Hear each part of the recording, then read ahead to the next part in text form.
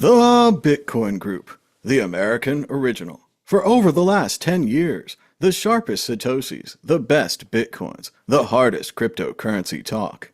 We'd like to welcome our panelists, Victoria Jones from Satoshi's Page, Hey, happy Friday. Josh Shigala from thestandard.io, Well, good morning, everybody.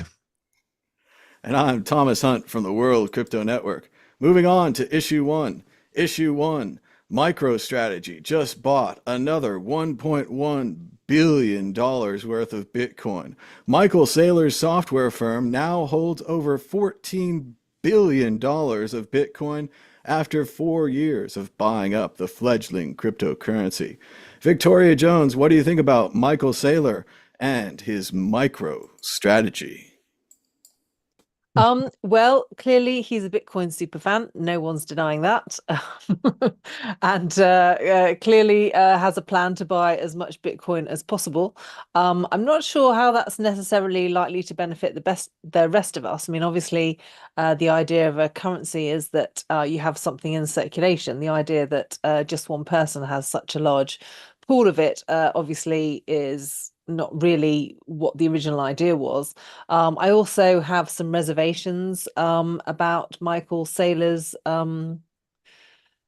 motivations, although there are many good motivations in the space and many that he can hijack in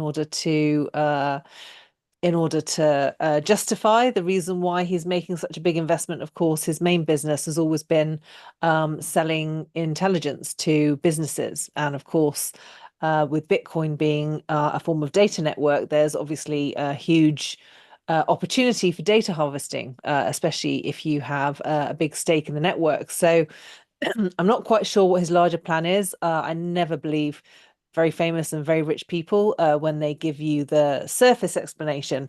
It's definitely worth looking a little bit deeper into what his previous business interests are and how that could play out in the fullness of time. So yep, obviously everyone who owns some Bitcoin is very pleased that a billionaire is putting a lot of their money into it, because of course it raises the value of their investment. But I think there's a bigger story that we really need to be aware of and maybe discussing a little bit more. So no shade on Michael Saylor. It's just a case of the fact that, all things need to be considered, and, not all motivations are pure, as we are all now well aware. It is really interesting. He's had all these seminars for businesses. He's taught them how to use Bitcoin. He's made all these speeches. He quotes all these old Bitcoiner concepts that we all used to quote, but now it's just Michael Saylor who invented them. But like you say, Victoria, what he actually does when given access to the Bitcoin currency doesn't make any sense. He's not setting up ways for people to use it as a currency. He's not using his own $14 billion worth of Bitcoin to make the network better or to improve it in any way. He's holding it as a commodity, reinforcing the idea that Bitcoin's only a store of value and that it's not a good thing to send around, that it's not to be used to buy and sell things on the internet, which is what it was created for. So it is very strange. No one else ever came to Bitcoin and said, oh, that's great. I'll buy all of it and hold it with my giant company. No one except for Pirate at 40, which everyone has forgotten, was a magnificent, wonderful, and beautiful Ponzi scheme back in the day where the guy would buy Bitcoin and he would hold it and you could trust him because we have a similar situation right now, but Michael Saylor has a much bigger because, and I don't know, you can likely trust him. Don't take it to the bank. Josh Shigala, what do you think about Michael Saylor, former party boy from the dot-com era? Everyone's forgotten. No one knows how to Google search anymore. Suddenly, Bitcoin superhero, quietly buying up all the currency and holding it in one big giant vault. Very Bitcoinery. Very Bitcoinery. Whales, they're good, they're fun because they buy, and you celebrate a buy because they're taking currency off the market. But a buy is very different than a burn, unless he loses all his keys, in which case, hurrah.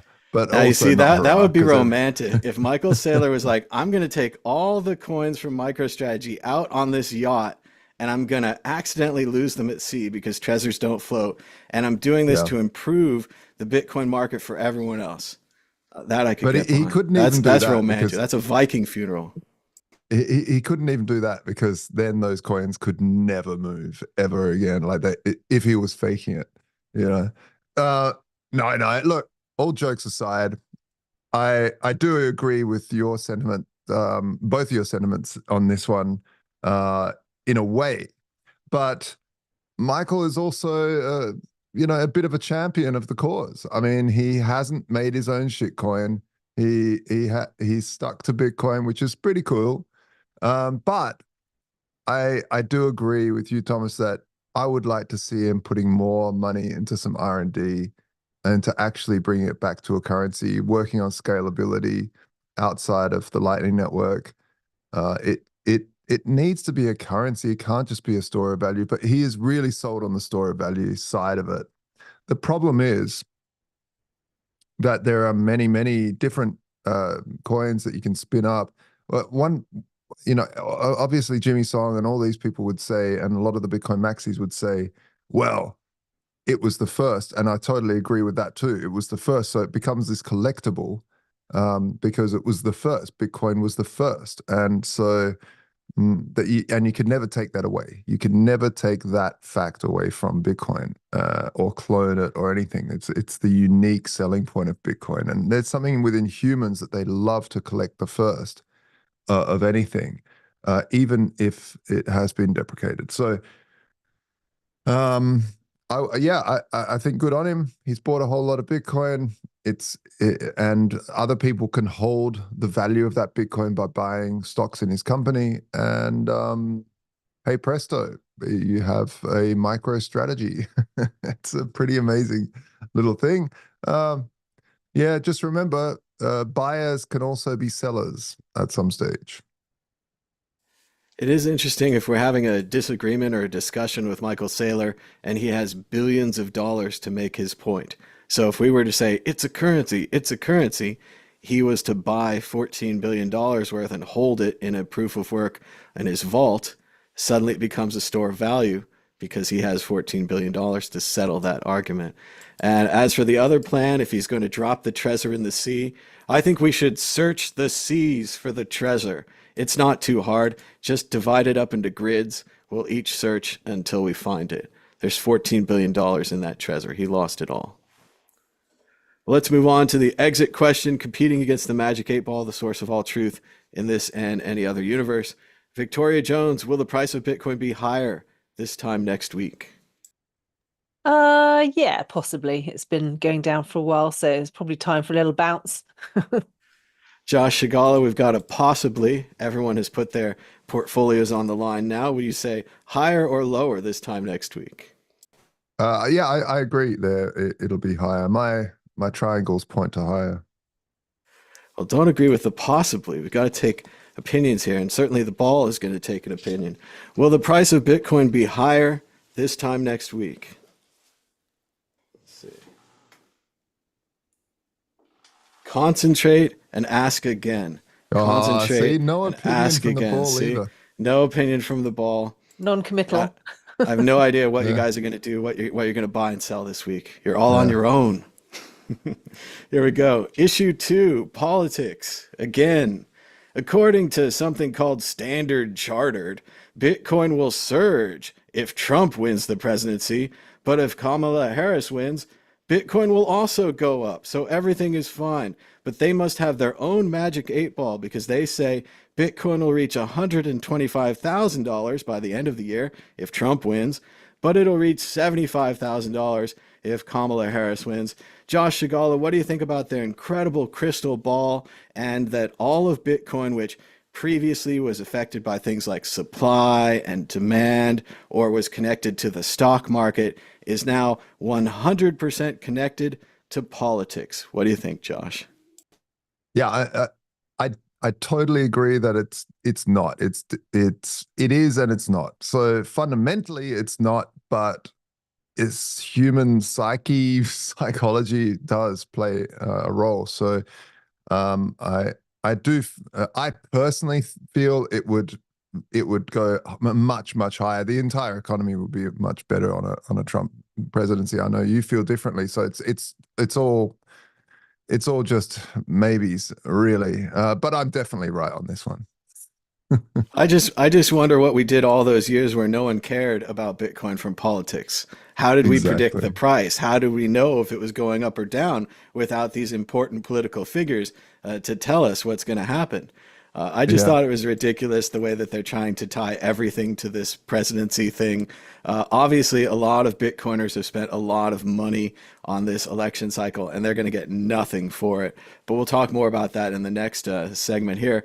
But no, it just seems ridiculous. I don't think that Bitcoin's directly connected to politics. I've seen other people tweeting that the only way Bitcoin goes up is if the orange man wins, and I don't agree with that. I think Bitcoin goes up anyway. I think the halvening drove down the supply, and eventually we're going to have a supply shock where there's not enough Bitcoin, and people go to buy them, and then they pay higher price to get the same Yeah. amount of Bitcoin that they got last week. Although one could argue that Americans somehow, it's amazing. Americans, good on you out there, my fellow American friends, is that whenever you build any technological thing, and I find this phenomenal. I find this phenomenal. Whenever you build any website or anything, the top metric on any analytics is always USA. The USA just are always using tech and stuff. As far as I can tell, every website that I've ever built, everything, even if it's focused for Australians or Europeans, it's always the US are checking it out and looking at and so when Americans have more money, I honestly feel Trump will just be printing more money. Probably he'll probably also be drilling like crazy and more oil and less taxes and all this stuff. That I think Americans will have more money in their pocket to spend. That's my opinion, and that will then flow into things like Bitcoin, because Bitcoin still is considered an extra spend. It's not a necessity for most people. For some people, obviously, it is that are hardcore crypto enthusiasts. But also, if we start getting to a bull market, then people, any surplus that they have in their pockets, they'll go, "Oh, I could also become a millionaire," and they'll push that in, even if it isn't a must-have buy. It will become a must-have buy, and that's it. So, yeah, it'll be interesting to see what happens. I definitely, I even though you're right, we shouldn't put politics on it. You know, back in the day, it was always just the ANCAP sort of anarcho-anarchist libertarian types who didn't care about politics whatsoever. It's definitely come into play now. Well, it might be related to the seasons. It could be the temperature or the tarot cards or maybe the The constellations in the sky. Chinese. Anything could be controlling the price of Bitcoin. The media just needs it to be simple and tight so they can write a little article about it. Like Josh said previously, it was China rejects Bitcoin, price down. Yeah. China says supports Bitcoin, price up. Now it's which presidential candidate supports it and whether or not he really supports it. We'll talk about more in the next issue. Victoria Jones, what do you think about the idea that Bitcoin price is now determined by the two American presidential candidates? Seems a little myopic, right? Yeah, I mean, quite frankly, it's ridiculous. I mean, it makes a nonsense of everything that's been done in order to achieve Bitcoin's success so far. And as I've said previously, I mean, ultimately, the design of Bitcoin completely disrupts politics anyway. So the whole idea is ridiculous. Um, I think a lot depends on what happens in the financial markets, I think. I mean, there's a lot of debate about whether or not the Federal Reserve are about to lower interest rates. And traditionally, after they've been raising them for a while, when they come to lower them, it's normally a sign that there's a financial panic on the horizon. And given that Bitcoin is now tied into the existing financial system quite powerfully through the ETFs, any kind of panic there could certainly have an effect on the price of Bitcoin, which also makes a nonsense of this article. So there are lots of factors to consider. So yeah, just tying it to the which political candidate is going to be elected is quite frankly ridiculous, and of course mirrors many of the other articles that they often produce telling us that it's going to 1.1 billion by 2030, and all the other headlines that we've seen in the past. So yeah, it's just for entertainment value and to give all us Bitcoiners a feel-good factor. It's always about the simplicity of the argument. If it seems oversimplified, sometimes it is. And especially if it's predicting something like a stock or a company or a financial institution. It's better to have more thoughtful thoughts, right? More complex thinking. Let's move on to the exit question, also about politics. Here's a quote from ZacG at ZacGignard. I probably said it wrong. Sorry, bro. On Twitter. He says, Bitcoin's magazine's continued misrepresentation of pretty much everything is getting very tiresome. This post, featuring Trump promoting his questionable shitcoin project, framed as embracing the future with crypto, is misleading and counterproductive. Let's be honest. Trump has no genuine interest in Bitcoin, and no amount of deceptive marketing will change that. It's likely he's already sold the Bitcoin gifted to him and invested it in his pump and dump scheme. To those of you who champion Trump as a Bitcoin president, I hope you learned your lesson. And attached is a tweet where Bitcoin Magazine shows a video by the former president announcing the new World Liberty Financial, where you can embrace the future with crypto, pay lots of fees to the former president, and it seems like, at least according to earlier documents, his sons. So let's go to Josh Agala. What do you think about the movement for Bitcoiners to give their money to this presidential candidate and the actual results? He's creating his own crypto exchange. Oh, it's a crypto exchange. We don't really know what it is. It seems like it's DeFi. It's called World Liberty Financial. Sometimes they call it crypto. It seems like it has its own altcoin, like most things, with a 75% pre-mine that we've heard, and that it's going to be some kind of a DeFi, which sounds to me like an exchange, similar to an exchange. But we'll see. Right, because that's what I thought. I thought details still developing. But yeah. Well, what I got to say is that there is a missed opportunity in that tweet. They could have called it a pump and Trump, but it didn't happen. So we're all going to be very disappointed about that. But the thing is, I think it's a good thing. I really do. It doesn't matter. It doesn't matter what he does as long as he's involved in the industry somehow, because then he'll sort out the regulation stuff. Or, I can guarantee you Kamala is not or the Democrats at all are not interested at all in this space, and they'll continue to support the SEC's ridiculous and overzealous policing of this space without actually policing it. If you FTX, so I would like to see some actual some actual policy around this space that gets put into place, and some people that are actually invested in the success of crypto as a whole, Bitcoin as a whole, all of it. I think anything that is dabbling in this space on the political front is a good thing. Of course, it's not a good thing if it's not a good protocol. So I can't vouch for the project at all. It's probably terrible. It might be great. I don't know, but and I have to look into it more. So I can't give it. I will look into it more for next week, because I'm sure it'll keep coming up. But yeah, I do feel that this space really needs clarity, specifically for exchanges, because and for projects that are releasing tokens to help raise funds.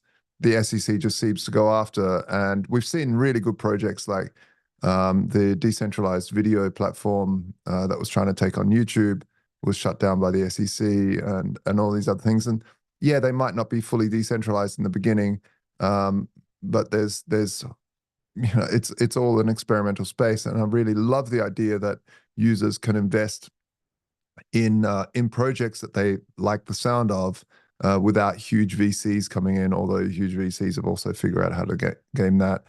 But it is generally a nice idea to have that, but they just put it into this security. Say it's a security, and I'm not a big fan of just putting everything it's a whole new technology, and I think it's got some great potential there. And if Trump, I'll stop ranting now, but I think it's I, I just want clearer regulation. That's all I say. Yeah, I'm afraid, Josh, that having someone who owns their own exchange might get you clearer regulation that benefits them. If I was them, I would write the laws all towards my exchange after I was president. Everything would funnel back to my exchange, maybe, and have the government go through my exchange, which seems very questionable. A lot of people have wondered. We used to have campaign finance reform in this country. If this is even legal, has a president ever launched a product during a political campaign other than like shirts and t-shirts and stuff like that? And obviously Trump also sold limited edition sneakers as well as NFTs. So this is not his first Trump stakes of the campaign, but they do seem like they keep coming. And it's interesting because it's the kind of thing where if he wins, obviously it'll be legal and his SEC will theoretically look the other way. If he loses, this could be more potential legal trouble for him and his sons after the election if it doesn't go their way. So I just think I think it's a really bad outcome. I've talked before. I think that the Bitcoiners got nothing for their money. They acted short-sighted. They got some big speeches, and they probably shook his hand and slapped him on the back and said, "What a good job you boys did." And they got a lot of articles. But as far as actual Bitcoiners on the ground, we don't have any representatives. We don't have any senators. Nobody's out there making speeches. Maybe a Cynthia Loomis, a couple others that were grandfathered in, but I'm talking about new ones that we elected. The other people at Coinbase seem to mainly be doing negative politics where they don't like a person and they try to take them out. And I think that's a mistake as well. I think we need campaign candidates from the ground up who like Bitcoin, who like crypto existing. They don't have to be bribed or convinced of it. They like it coming to you, and then we support them. But that's to be fair, there is Josh. like Elon and there is RFK. They're all they've been pretty positive on Bitcoin from and well Doge. But none of them are running for the House of Representatives or any of the state level positions. You could start out in the minor leagues way down low, or you could start out at the big leagues. And I'm arguing to start lower. Yeah, no, absolutely. But it is what it is. I don't think the Democrats are interested at all. They haven't in the last 4 years anyway been interested in actually giving clarity for businesses. It's only gotten worse, in fact. I think in a lot of ways it comes to technology, and a lot of people, if you convince them and you say, hey, don't smother the new technology, give it a chance to grow, I think you could find an argument there that Democrats would agree with, and as well as the kind of Democrats that would support net neutrality and other important internet laws like that. I think there's a lot of room for techno Democrats, more computer focused. And again, you got to recruit them. You got to build them up from the ground level. They don't just exist. Well, most of Silicon in the Valley same way.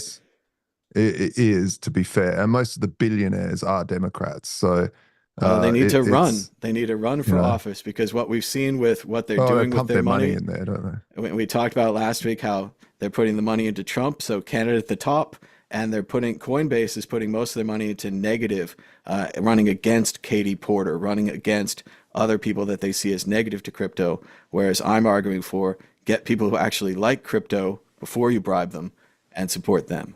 Let's go to Victoria Jones. What do you think about Bitcoin Magazine and if they got their money's worth for donating to candidate Trump? Well, I mean, I think in terms of getting their money's worth, they certainly got some interesting exposure, certainly got people talking about it. But when it comes to Bitcoin and politics, it makes no logical sense for politicians to be interested in Bitcoin at all, because it completely disrupts what politicians does and what politicians do. And I've written about it on a number of my newsletters on my website.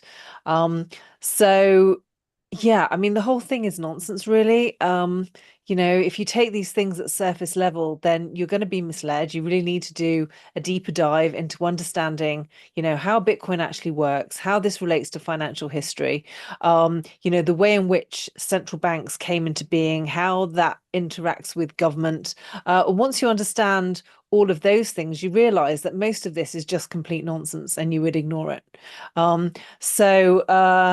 Yeah, I mean, and for Bitcoin Magazine to be pumping that, considering it's meant to be educating people on what Bitcoin is and to be focusing on this kind of nonsense story. I mean, okay, maybe it's what some people are striving for, because they think if the government accepts it, then it's going to be widely used and accepts it, and they just don't understand what they're talking about.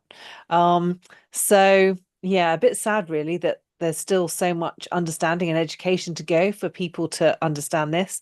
I think the only thing that gives me hope is the fact that the Bitcoin network is so well designed that eventually all of these nonsense stories will be proved to be nonsense in the fullness of time. But in the meantime, there's going to be a lot of innocent people who are hurt and who've been misled. So, I suppose that's why we have these shows, really, to try and keep people on track in terms of, what's really going on and what they really need to understand when it comes to these sorts of things. It does seem like even if they succeeded, it would be the most ridiculous and non-Bitcoiner thing to say, we got the government to accept Bitcoin. Now we're going to force everyone else to accept Bitcoin. That was not the idea. That's never been the idea. They even tried that in Venezuela on a smaller scale, and I don't think it worked very well. So, or in El Salvador, sorry, I mix them up. Let's keep moving. Check No, out Venezuela too. Well, The both very of them. beginning, they had oil coin or something. Oh, Chavez coin, all that. But let's keep moving. Check out worldcryptonetwork.com. We've got 3,966 videos that you could enjoy at worldcryptonetwork.com. Moving on to issue 3. Key witness in trial of FTX founder Sam Bankman-Fried seeks no prison time at upcoming sentence. And apologies, the Associated Press seems to have picked the worst possible picture here of Caroline Ellison. Apologies for that. This is not our choice. But yes, key witness and collaborator and participant and right-hand gal Friday, who was always there throughout the entire FTX scam, now wants no prison time. We understand that this is a negotiating point. This is a start of a discussion. But Victoria Jones, what do you think about Caroline Ellison's request that since she collaborated, she ratted out her former boyfriend, Sam Bankman-Fried, she should just get off scot-free? Everything's fine. Oh, it's another ridiculous story, isn't it? I mean, anyone who was around at the time, the point at which FTX collapsed, Caroline Ellison was on Twitter encouraging everyone to keep buying the FTX token, just as CZ was in the process of selling them all. So right up until the last moment, she was a very public face, supporting the FTX business, and ultimately through that support ended up defrauding a load of people. For her not to deserve prison time, I mean, okay, fair enough. A lot of her evidence may have helped convict Sam Bankman-Fried, but it reminds me of the Milgram experiment where the man in the white coat kept telling the participants to press the button in order to electrocute the actors, even though they were dying. I mean, you don't get off scot-free just because the man in the white coat told you to do something. You have to take responsibility for the actions that you took, and to say that you were influenced by your boyfriend just doesn't wash. There are plenty of people who might be placed in that situation and would make different decisions. So she's absolutely culpable.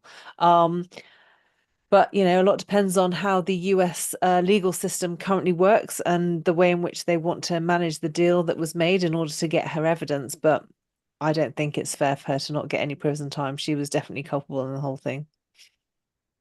Certainly, the U.S. legal system is based upon rats and getting people to snitch and to rat out their friends and their boyfriends and all of that. So I understand she has to be rewarded for ratting out. She probably made the case against SBF a lot easier for the attorneys to make. She led them to the right evidence.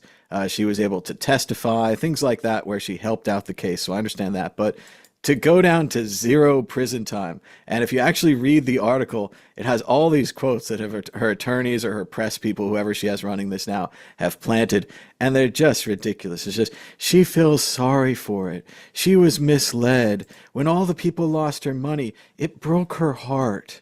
And that's great. But if you break the law on a complex scheme like this, again, I'm not involved, don't know the details, not in the trial or anything, but if you break the law and the law says you should go to jail, she should go to jail. Just because she ratted out her boyfriend and all that, yes, she should get some time off. I'm sure she'll have a nice prison or whatever, but some kind of time, some kind of something. And for her attorneys to start this off so low, just kind of seems insulting to the legal system, insulting to the victims, insulting to the idea that there are victims and that they're still hurting. There are people who lost their life savings. There's people who lost $5,000, $10,000, like life-changing amounts of money, especially to Americans who live check to check, don't have savings accounts. They put their money at FTX. They trusted her. They trusted him. She was Alameda Research. She was the CEO. She's a ranking person. She went to MIT and things like this. She should have been more responsible. And that's why you punish her, to try to help other people be more responsible in the future. At least that's one of the theories. Josh Shigala, what do you think about Caroline Ellison? She would like 0 jail time, no time at all. Yeah, well, she played a lot of Monopoly and looking for that get out of jail free card, I guess. And it's one of these things where you're right. Like there's certain projects that have been in this space that are such outright scams, and there's people in this space that call everything a scam. But in my mind, there's certain projects that are trying wacky economic concepts, and they're all transparent about it, and they try it, doesn't work. But then there's total deception and things like BitConnect and stuff like that. And then there's also deception plus stupidity, in which case I think, and ego, which I think this is where FTX falls. Total deception and an ego so big because they just had so much fake money, like money on paper, value on paper, that they were throwing around and thinking that they could never fail because there's just billions floating around now. So it's almost impossible to fail at that stage. Unfortunately, that's not how economics works. It's absolutely possible to fail, especially when you're throwing billions around. So I think she should have a trial, and she should go. It's unfair to have a fall guy under the name of Sam Bankman, because everyone just pointed their wrath at him, and then not have her, who's also absolutely culpable, absolutely involved. Swapping out your boyfriend doesn't mean you just get get out of jail free card. She needs to be held responsible for losing all of this money by having a fair trial. I'm not saying she needs to go to prison. I'm not saying she doesn't need to. I'm just saying there needs to be a fair trial, and there needs to be a fair punishment. And that's just how the legal system should work. According to her attorney, she has learned, and she's in a better romance now. She's just stealing cars. She's down to car stereos. She's chilled it out a little. But that's a joke. But as it says, according to ChatGPT, Sam Bankman-Fried was sentenced to 25 years and forced to forfeit more than $11 billion. Exit question: how much jail time should Caroline Ellison get? 0 years, 3 years, or 5 years? Victoria Jones, 0, 3, or 5? At least 10. Throwing the book at her, Theranos style. Oh, well, she's got a romance now. Maybe she'll get pregnant just like the Theranos girl. Josh Igalo, 0, 3, 5. How long should Caroline Ellison go away? I'm not a judge, and this is why I could never be a judge. I'm not good at this sort of thing, so I'm just going to pass on that question. I don't know. I like the middle one. I think 3 seems fair. She'll probably serve like a year and a half, maybe 6 months. She'll get off really light compared to Sam, but you got to give her something. I mean, she was there. She's a big part of it. And we haven't talked about it yet because it doesn't seem to be in the news, but I imagine the same with, I want to say, I don't remember his name, Gary Fong. I want to say Gary Fong, who was Sam's best friend that went to camp with him, and his right-hand man while she was his right-hand girl. They should all do some time. They've all committed crimes. Let's move on to issue 4. Friend.tech creators bail on Ethereum social platform 4 months after token launch. Friend.tech's development team effectively walked away from the social media platform, handing off administrative powers to change the platform to a burn address, meaning that those controls are forever lost, like smashing the keys to their project. They took away tons of money. It talks about $22 million in fees. It talks about $36 million being transferred to Coinbase accounts, $63 million raised. Other raises include traditional raises from venture capital as well. All of that seemingly gone, all of the work seemingly gone. Friend.tech has exited out the back door. Josh Shigala, what do you think about Friend.tech and the seemingly take the money and leave strategy that it appears to have happened? Man, I sometimes sigh because, you know, we run for the last 4 years building technology on the smell of an oily rag. You know, we raised really small amount of money and have been pushing and pushing and pushing like Sisyphus up this hill to try and make something good. And then you hear of these projects that raise millions and millions and millions of dollars, you know, and then just squander it or run away. Or I just don't get it. I don't get why you wouldn't, if you raise that much money, try to build something cool for the world. I mean, you've already got the money. You can start to build it out. Why would you want to? I just don't get the motive there. You know, what are you going to just take it and then sit on a beach? You know, yeah, that sounds good, but what are you gonna, you have to do, like, I don't get it. I don't understand these people, the mindset. I don't get it. Maybe it's just not who I am, but I like to, you know, work till the last cent is gone and try to build it, make it happen. Well, and the world needs it. The world needs an open source Facebook. They need Friend.tech. They need whatever this was. It's not like a thing that we don't need. Like, we have active social media problems. There's a lot of complex issues, but they could release, like you're saying, Josh, something simple like the Yo app. They could make Yeah, something. They have all this money. They could hire developers. I feel yeah, the same about my startup and my attempts too here. World Crypto Network, Mad Bitcoins, Curio Cards, all of these never funded, never even uh, considered for funding. We had good ideas, good people. We kept it small. We kept it light. We read all the books about startups. We were ready to go.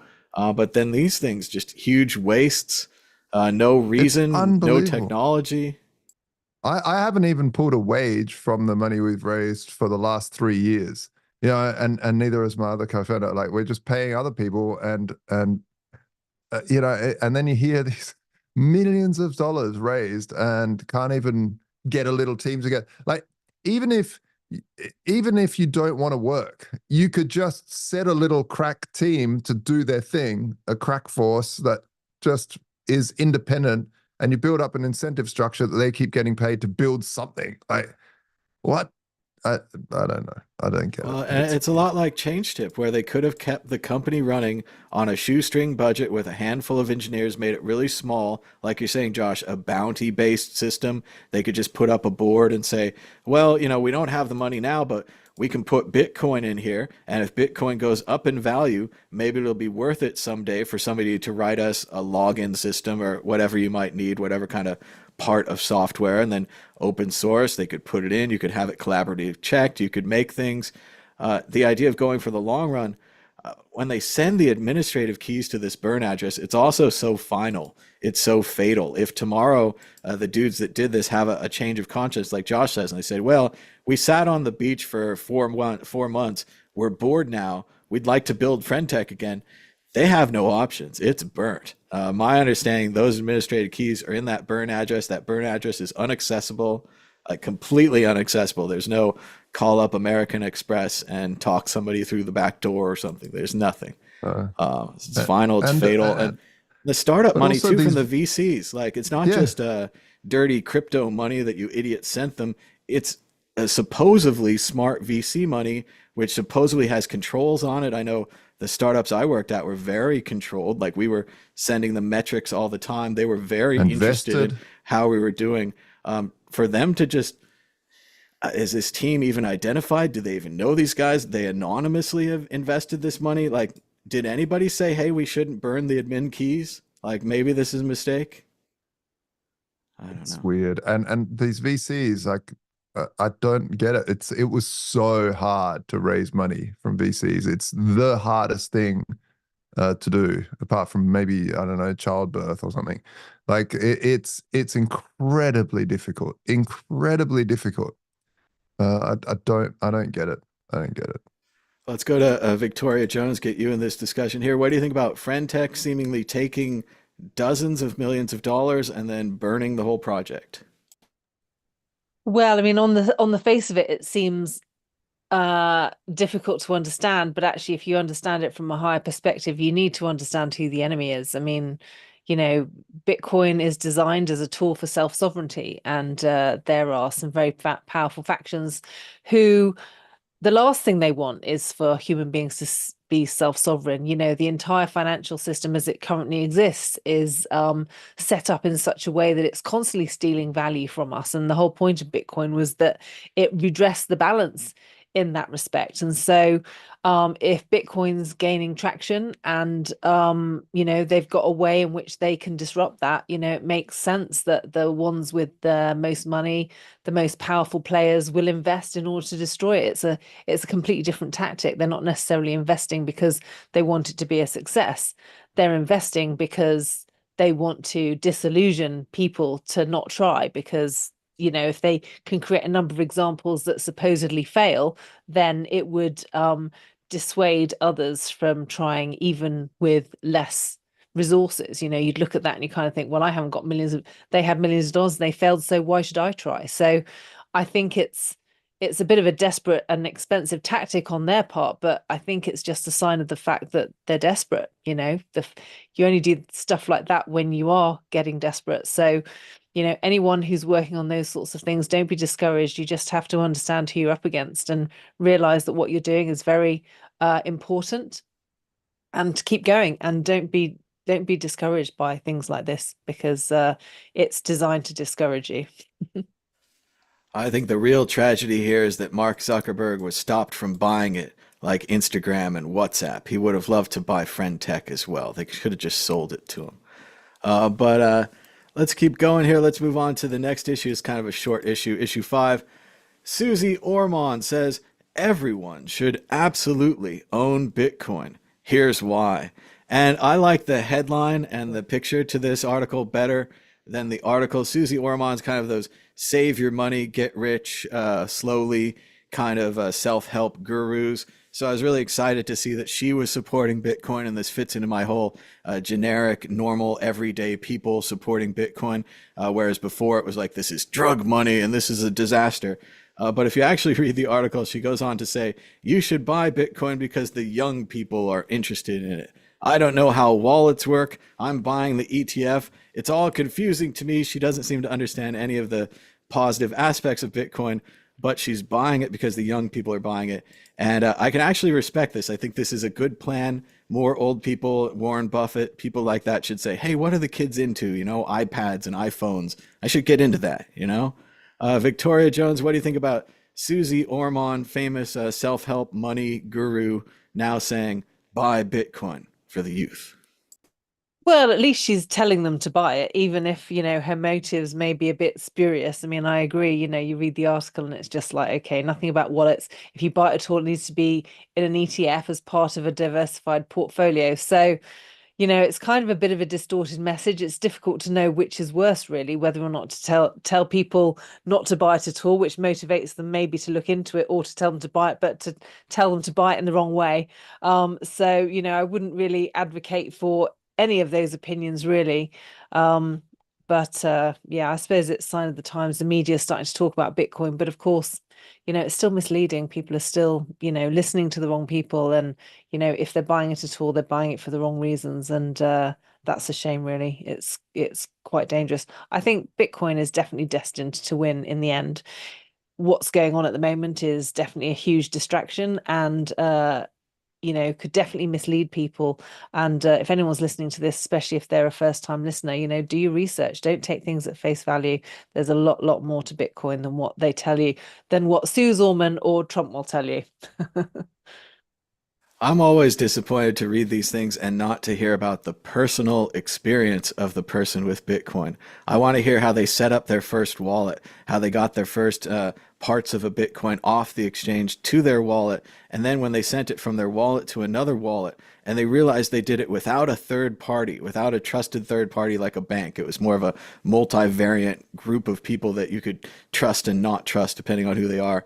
And then that satisfying beep when the wallet got the money, and then you sent it back and forth and back and forth, and you're just like, wow, like amazing. The value moved from this computer to that computer to my phone, back to that computer, back to the exchange, all over the place. Like the personal experience, you have to get in there and use it. You have to risk, your $10 or whatever. You have to screw up and send it to the wrong address and mess it up and whatever, and lose $10. I don't see that in this article. Like Victoria said, she's buying it from the ETF. She's very safe. She's terrified of wallets. If you get all the way to the end, she's like, crypto wallets are scary to me, and I could never understand that.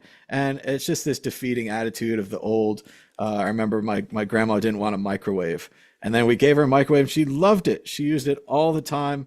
We've never mentioned again how she didn't want it. And I'm sure someday maybe Suze Orman will try out a Bitcoin wallet and start to understand what she's actually promoting, and that you don't just have to shrug it off and say, it's for the youth, I don't understand. You, as a novice, as an amateur, you can gain an understanding of this, especially, like I'm saying, personal experience. If you go in there and try it, and you take $10 off Coinbase and send it to your wallet and send it here, and now you do it with the Lightning Network or whether it was as well. But it still makes a satisfying beep. It has the big green check mark comes up, that kind of thing. And then to think about how it works without a trusted third party and how that seems ridiculous at first. You're like, I give my hot dog to him and he gives it to them and they give it to them. And they pass it down the line. That's never going to work. And then technology somehow makes it work. And that's the beauty, not just the youth. The youth also like punk rock and they like rock music and whatever. We could invest in those. Josh Shigala, what do you think? She's a self-help money guru, and she says, buy Bitcoin. So it's good still. What a pathetic article. Nothing short from more pathetic that I've seen from CNBC. CNBC is such a pathetic, I can't stop saying pathetic, but it is a pathetic outfit. Look at this. I mean, she says that it's never going to be a currency and it's never going to be a store of value, but buy it anyway. It's these sorts of people that will lose their shirts because they've got no integrity about what they're buying. These are the people that it'll go slightly up and she'll go, oh, I'm going to sell it because I can trade this, it'll go up and down. So I might as well, sell here because it's gone up 1,000 and then it'll go down and up. And she'll just badly trade it, and then she'll lose her shirt, and then she'll come back and write another article how bad it is. It's these people that have no understanding of the fundamental. Like she's basically saying there is no fundamental value to this, but buy it anyway. Like what a ridiculous thing to say. I mean, first of all, she's also arguing from ignorance. She hasn't tried out a wallet. She hasn't sent it around. She's not personally involved. Yeah. She didn't do any history. She's just like you say, Josh, she has decided it will not be a currency. It is a store of value. The young people use it. I don't understand it, but you should buy it anyway, which is not a good reason to do things. We're Bitcoiners here. We're, of course, promoting Bitcoin or whatever. But even then, we're not saying that's a good reason to buy. No, I mean, the fact that the Bitcoin is already a currency. It's not, it will never be. It has been. And for the vast majority of people that have been in Bitcoin for a long time, they've sent and bought things and paid people. And specifically when you start looking at stable coins and all this, stable coins are being moved constantly to pay freelancers and all this other thing. Whatever you think of that, it doesn't matter. The fact is that people are sending bankless money around the internet right now, and it is a currency. And even without a stable coin, Josh, you can use Bitcoin to do that. If the price is this, and you owe a graphic designer $100, and you send them $100, and they get it, and they cash it out, and it's $100, done. It worked. Yep. Like it worked. Yeah. And it's amazing if you're a graphic designer in some other country, and you put a QR code on your email, and someone sends you money through that. That's That's fantastic. None of the other payment systems have that, and Bitcoin does. Yeah, that's right. And for anybody that works transnationally, it's a pain to pay people through the banking mechanism. It's an absolute nightmare. It's just not fun. And it's not fun for the receiver too, because they're sweating until they get it. And they, sometimes can take days.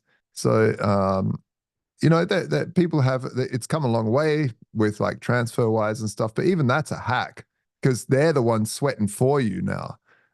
They pay, they have all these floats sitting around in different countries. They'll pay you, and then they'll sweat going, oh, when's the money going to rebalance?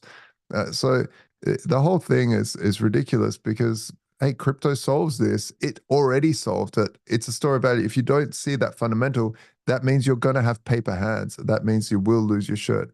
Understand what you're investing in. Never buy something that you don't believe in. It's just bad policy. Whether you're investing in stocks or crypto, understand the fundamentals value proposition, whether that's because you see that the balance sheet is misrepresenting the value, or if you understand the fundamentals of this, some sort of technology that's got transformative value for society. One of those two.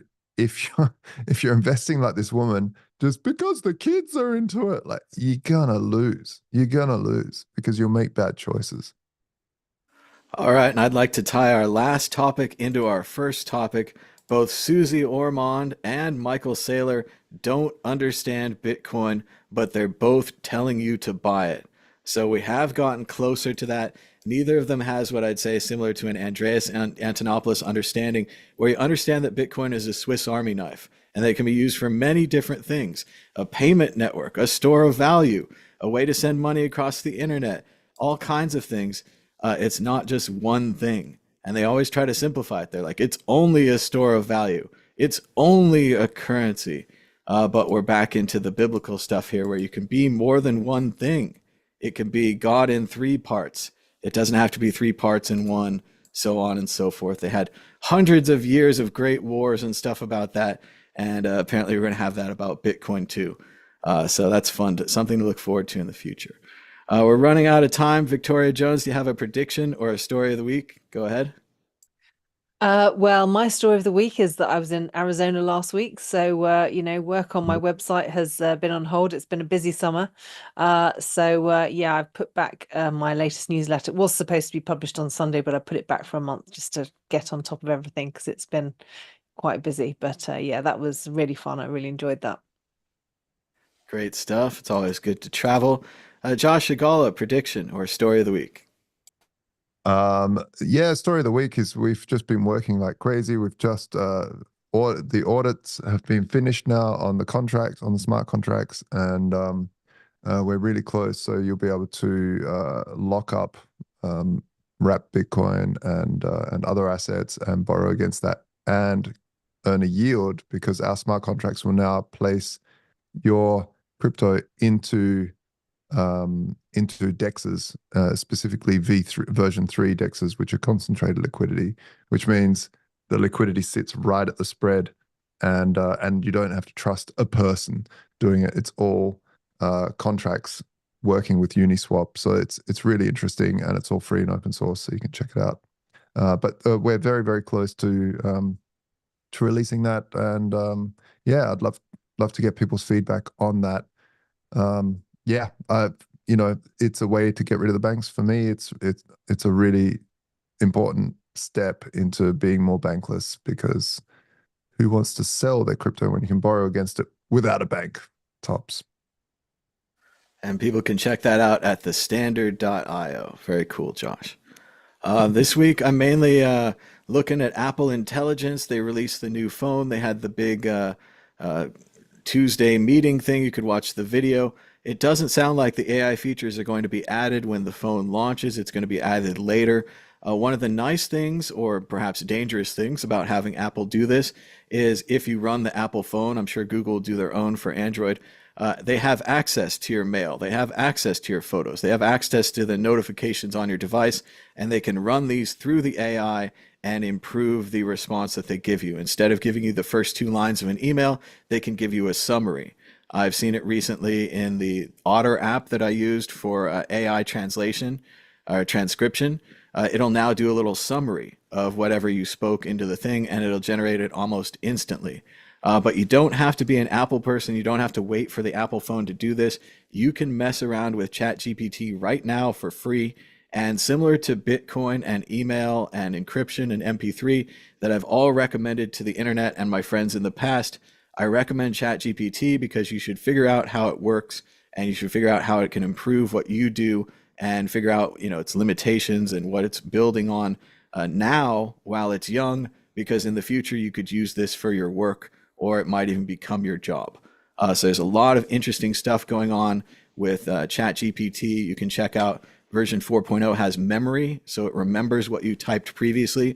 So it's a lot more like that Star Trek computer that we're all looking for, where it has context and memory, and you can talk to it. It has the wisdom of the ages. And it's not perfect. It's not 100% yet. Don't take it for everything, but I would definitely say learn more about ChatGPT as well as the other competing services, not just that one. And I'm interested in the Apple one. So.